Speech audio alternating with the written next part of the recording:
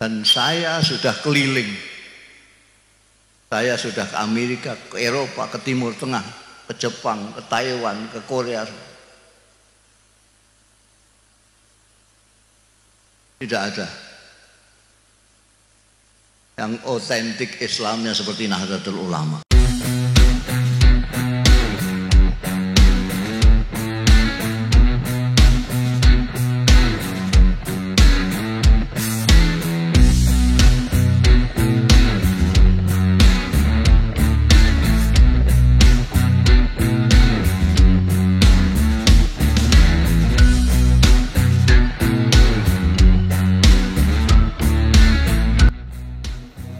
Kiai Haji Ahmad Mustafa Bisri atau yang lebih akrab dipanggil Gus Mus ini tidak hanya dikenal sebagai pemimpin pondok pesantren, menguasai kitab-kitab Islam klasik, akan tapi juga dikenal sebagai seorang budayawan, seniman, penyair, sastrawan, pelukis, penulis novel, cerpen, dan isai. Masya Allah, ia kerap kali tampil membacakan puisi di Taman Ismail Marzuki, Jakarta. Sulit kiranya untuk kita menemukan kiai model ini di negeri ini selain beliau. Ia adalah seorang kiai yang sangat menarik dan unik dalam mencintai negeri ini. Untuk itu, kalau boleh dibilang, Gus Mus adalah kiai yang sangat nyentrik dengan segala eksklusivitas keahlian yang dimilikinya. Tidak akan ada habisnya bicara tentang sosok pribadi kiai yang satu ini. Yang tidak kalah penting dan menarik dari sosok Gus Mus sebenarnya adalah soal pandangan dan pikiran keagamaan dan kebangsaannya. Pandangan dan pikiran Gus Mus tentang kebangsaan tentu sudah tidak diragukan lagi. Kecintaannya pada negeri ini ditunjukkan dengan menjadikan Islam terutama dalam konteks Indonesia sebagai agama yang membawa rahmat, bukan laknat, agama yang menampilkan wajah lemah lembut, santun, bukan wajah agama yang salbut, dan apalagi agama yang kalang kabut, tak jelas wajahnya. Bagi Gus Mus, nilai-nilai harmoni sosial dan nilai toleransi dalam kehidupan masyarakat berdasarkan Pancasila dan Undang-Undang 1945 serta Bhinneka Tunggal Ika sudah sesuai dengan ajaran agama Islam. Oleh karena itu, Islam Indonesia bisa jadi solusi peradaban. Lintasan Gus Mus menuliskan, Islam Nusantara adalah solusi untuk peradaban. Islam Nusantara memiliki wajah mencolok sekaligus meneguhkan nilai-nilai harmoni sosial dan toleransi dalam kehidupan masyarakatnya. Gus Mus mengejawantah prinsip dasar di atas dengan berusaha bersikap dan menyadari bahwa sebagai Muslim Indonesia yang beragama Islam, bukan orang Indonesia yang memang kebetulan hidup di Indonesia, menghargai, menghormati tradisi dan budaya yang ada di negeri ini. Sebab setiap tempat atau negara, sekalipun itu Saudi Arabia, tempat awal munculnya Islam, memiliki kekhasan tradisi dan budayanya tersendiri. Tak perlulah kita mengikuti mereka, toh kita punya budaya sendiri toh. Prinsip perbedaan tradisi dan budaya ini seharusnya disadari oleh seluruh lapisan masyarakat Indonesia, khususnya generasi muda, bahwa budaya masyarakat negeri ini adalah budaya komunal, senang rukun, menghargai, menghormati, bergotong royong, saling tolong menolong dengan tetangga. Gus Mus juga menuliskan, kita jangan pernah malu sebagai NU. Nilai gotong royong yang mentradisi di kalangan kita layak dicontoh dan diteladani banyak orang. Masyarakat komunal yang senang bergotong royong lebih dekat dengan ajaran Rasulullah Shallallahu Alaihi Wasallam. Gus Mus mengakui bahwa akhir-akhir ini bangsa Indonesia telah kehilangan identitas, tradisi dan budaya serta telah kehilangan Pancasila sebagai sendi kehidupan. Dan sebagai bangsa dengan umat Islam atau Muslim terbesar di dunia telah kehilangan Islam sebagai agama yang menghargai tradisi. Gus Mus menulis, lunturnya karakter bangsa pada generasi muda saat ini dikarenakan telah kehilangan identitas kebangsaan dan keagamaan yang menjadi pegangan hidup dalam bernegara dan berbangsa. Bangsa Indonesia telah kehilangan Pancasila sebagai dasar sendi kehidupan, dan sebagai bangsa dengan umat Muslim terbesar di dunia telah kehilangan Islam sebagai agamanya. Untuk itu, perlu menyiapkan generasi unggulan ke depan, membangun sikap dan kesadaran sebagai orang Muslim Indonesia. Penting kiranya juga mencintai negeri bagi setiap elemen masyarakat bangsa negeri ini untuk selalu menjaga kedaulatan negara kesatuan Republik Indonesia. Sebab mencintai negeri atau hubbul waton adalah suatu kewajiban yang perlu dipahami dan dimaknai sebagai jihad secara benar. Ya, begitulah Gusmus. Kiai hebat yang sangat mencintai bangsa juga negara ini selalu membuat keademan yang begitu luar biasa kala kita terlalu panas atau petentang-petentengan karena kehal duniawian. Seorang figur luar biasa dengan segala ketawaduannya, juga keilmuannya yang tak perlu diragukan lagi. Mungkin banyak yang bisa dicontoh dari beliau ya. Semoga kita bisa meneladani salah satu sifat hubul waton dari seorang yang juga sahabat dari Kiai Haji Quraisy Shihab ini. Semoga bermanfaat.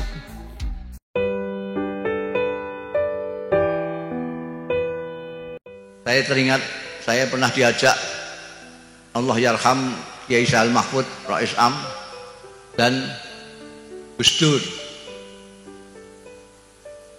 Saya waktu itu masih gelandangan. Saya dolan ke PBNU, ketemu ada Kiai Sahal, Gus Dur, Allah yarham, sudah meninggal semua ini, Dr. Fahmi Saifuddin. Mereka sedang surat-suratan dengan Saudi Arabia karena PBNU dapat undangan dari Darul Ifta. Darul Ifta itu non-departemental tapi langsung di bawah raja. Nah, tulisan saya bagus, jadi saya dipinjam tangan saya untuk nulis surat. Coba tuliskan surat ini. Nulis surat ke atase agama. Atase agama itu bukan lewat Deparlu, tapi lewat Darul Ifta. Jadi, karena diundang sana, di sini mau datang apa enggak, dijawab. Yang nulis saya. Waktu ngantarkan surat ini ke atase agama, dicatat sama atasnya itu. Ini dari siapa ini? Kiai siapa? Kiai Sahal Mahfud, Muhammad Ahmad Sahal Mahfud, Rais. Ini Abdurrahman Wahid, wakil ketua umum Rais Tanfiziyah. Ini Dr. Fahmi Saifuddin, wakil ketua Tanfiziyah. Nah, saya ikut ditunjuk, padahal saya cuma nulis, tukang nulis tok. Ditunjuk kan bingung semua orang. Nah ini siapa? Mustafa Gus. Apa ini? Gus Dur itu akalnya akeh. Ini juru bicara. Loh, mereka itu semua bisa ngomong kok. Bahasa Arab ya lebih fasih dari saya. Kok saya diangkat juru bicara? Saking pinternya ben saya katut mangkat itu aja. Betul katut mangkat di sana. Cepatnya cerita terus ditemui oleh Rais Darul Ifta, Rajani Wahabi, Abdullah bin Bas. Nemuin tamu-tamu itu dari mana-mana, ditemuin semua. Tinggal kita delegasi dari NU nggak ditemuin. Beliau langsung masuk ke peristirahatan. Saya sudah seuzon, loh kok kita kok nggak dipanggil sendiri? Tahu-tahu ada utusannya bisikin kita. Syekh bin Bas berkenan menerima di ruang istirahat beliau.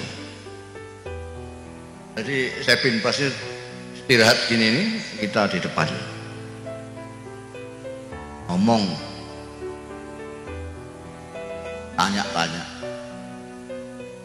Yang pertama kali ditanyakan itu orang NU, kamu itu anggotanya berapa? Gak ada yang jawab. Lah saya didudul sama Dr. Fahmi, juru bicara. Ya saya terus ngomong, 50 miliar ya Syekh. Waktu itu saya karang 50 juta Syekh. Dia itu dari begini terus jenggel 50 miliar. Begitu dia kaget, saya terus seneng saya. Saya tambahi, wa yumkin aksar min zalik ya Syekh.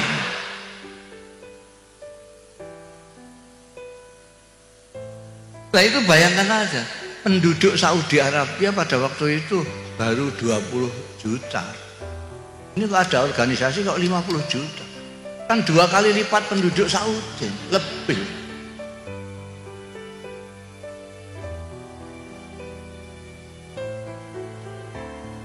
Ketika ditanya, itu yang biayai siapa? Tidak ada, sampai juru bicaranya pun tidak bisa jawab ini. NU tidak ada yang biayai, lillahi ta'ala semua.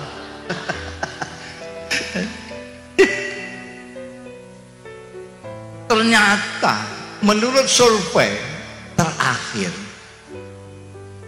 NU sekarang ini 80 juta.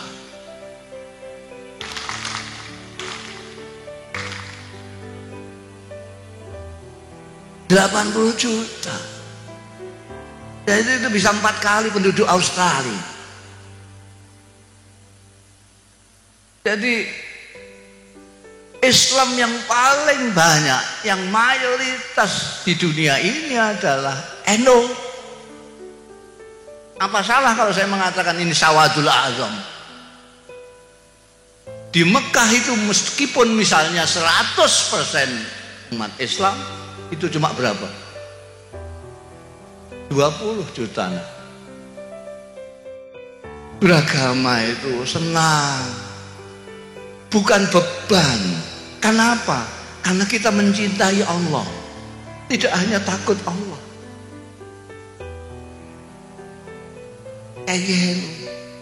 Enak. Dan lagi pula ya, saya itu kalau lihat orang pertentangan dalam beragama itu, saya itu kasihan ya, tungguyu, ingin ketawa itu. Ini bagaimana? Lung potonganmu kayak ngono. Kok enggak syukur itu loh. Potongan kayak kita ini itu masih diberi Tuhan jadi umatnya Muhammad Sallallahu Alaihi Wasallam.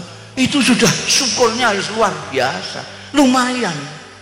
Coba orang kayak kita gini ini kok ditakdirkan Tuhan hidup zaman Kanjeng Nabi. Kira-kira melok Kanjeng Nabi apa?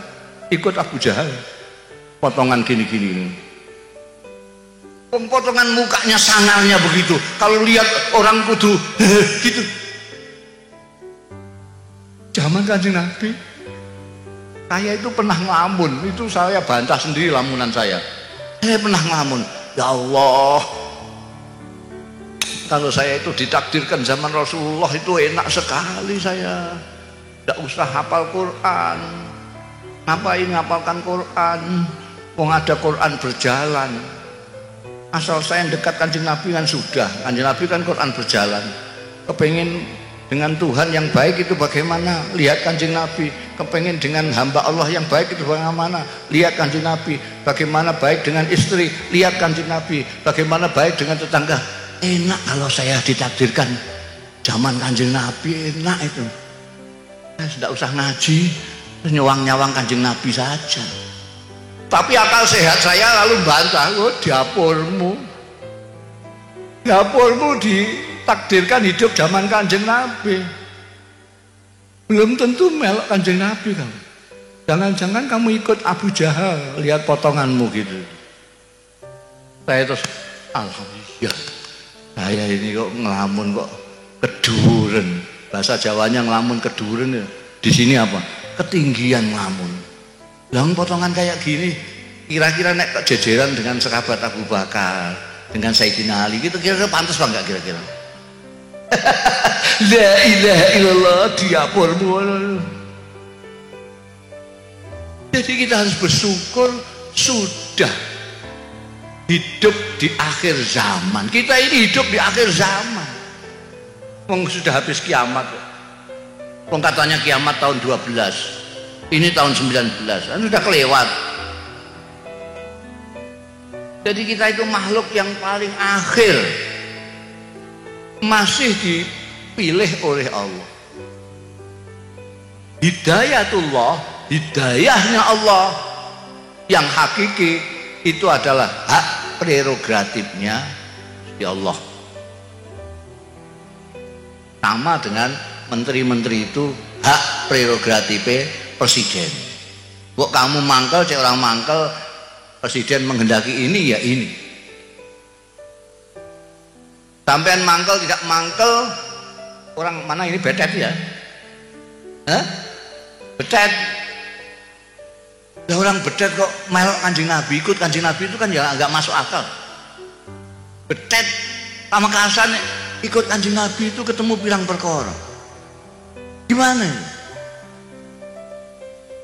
Wong familia tidak, tetangga tidak. Enggak apa-apanya, jauh sekali. Sini Mekah itu 7 samudra. Di sini ke Madinah itu masih lewat Surabaya. Baru terbang 9 jam pakai pesawat jet. Sampai kok ikut Kanjeng Nabi itu asal usulnya gimana? Padahal ada orang yang dekat sekali, tidak ada orang yang lebih dekat daripada dia. Namanya Abdul Uzza. Orang ini dekat dengan Kanjeng Nabi luar biasa. Karena pertama dia saudaranya Sayyidina Abdullah. Sayyidina Abdullah itu ayahnya Kanjeng Nabi Muhammad sallallahu alaihi wasallam. Dia saudara kandungnya Sayyidina Abdullah. Berarti pamannya Kanjeng Nabi persis. Rumahnya tetangga pet dengan Kanjeng Nabi Muhammad sallallahu alaihi wasallam. Sini Kanjeng Nabi, di situ rumahnya. Tidak hanya itu saja, orang ini Abdul Uzza besanan dengan Kanjeng Nabi Muhammad sallallahu alaihi wasallam, anak 2. Dia punya anak laki-laki 2, Utbah dan Utaibah, dikawinkan putrinya Kanjeng Nabi 2, Sayyidatina Ruqayyah dan Sayyidatina Ummi Kulsum. Ada orang yang lebih dekat dari dia. Paman, tetangga pet, besanan, anak 2, tidak hanya 1. Itu ketika diajak Kanjeng Nabi untuk menyembah Allah Subhanahu wa taala, bukan hanya tidak mau tapi mencaci maki Kanjeng Nabi. Dia mengatakan kepada Kanjeng Nabi waktu itu, "Tabban laka ya Muhammad, alihadza jama'tan." Kurang ajar kamu Muhammad, orang tua-tua kamu kumpulkan, kamu ngomongnya gitu itu. Masa Tuhan enak-enak banyak kok kamu jadikan 1 tok. Dia marah-marah karena dia punya Tuhan ada 200 berapa gitu. Bagaimana sampean menjelaskan? Abdul Uzza yang begitu dekat Kanjeng Nabi diajak tidak mau, bukan hanya tidak mau tapi mencaci Kanjeng Nabi. Sampean orang Pamekasan, siapa yang ngajak? Sampean ikut Kanjeng Nabi Muhammad sallallahu alaihi wasallam. Makanya kiai-kiai mengatakan nikmat yang paling besar adalah Islam, wal iman wal Islam. Karena itu hak prerogatif Gusti Allah. Abu Lahab, Abdul Uzza itu julukannya Abdul Wahab karena dia marah terus. Sebenarnya merah terus. Mukanya terbakar. Makanya disebut Abu Lahab. Begitu turun ayat Tabbat yada Abu Lahab, anaknya 2 laki-laki Utbah dan Utaibah dipanggil, ceraikan istri-istri kalian, kalau tidak kamu tidak aku akui anakku. Gimana ada orang begitu dekat dengan Rasulullah, begitu kerasnya menentang Rasulullah. Ada orang yang jauhnya seperti kita ini tiba-tiba ikut ke Rasulullah. Itu hak prerogatifnya Gusti. Tidak bisa Abu Lahab terus bilang, kok saya yang dekat kok nggak dihidayai Gusti. Gusti Allah itu bahasa Jakartanya maha semau gue. Kaunuhu muridan, maha berkehendak. Ini yang kita harus syukur. Kita harus bersyukur dipilih Allah dari sekian miliar manusia untuk ikut Kanjeng Nabi Muhammad sallallahu alaihi wasallam. Dan kita harus bersyukur lagi bahwa Kanjeng Nabi Muhammad sallallahu alaihi wasallam, meskipun jarak kita dengan beliau 15 abad, ajaran-ajarannya masih dibawa terus dari sahabat ke tabi'in, dari tabi'in ke tabi'in, dari tabi'in kepada ulama-ulama sampai ke kiai-kiai yang terus memegang mata rantai ajaran Rasulullah kepada kita. Ada tuh.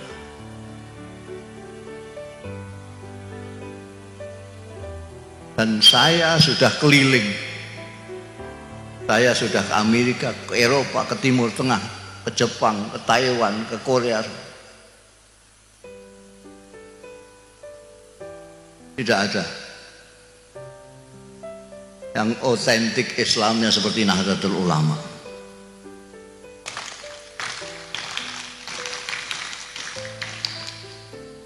Saya sudah ketemu dengan Grand Syekh Azhar, Grand Mufti Syria Syekh Hasun, Grand Qatar. Semua pemahamannya sama dengan pemahamannya kiai-kiai Nahdlatul Ulama. Bahkan saya berani mengatakan yang disebut Sawadul A'zam itu adalah orang-orang NU.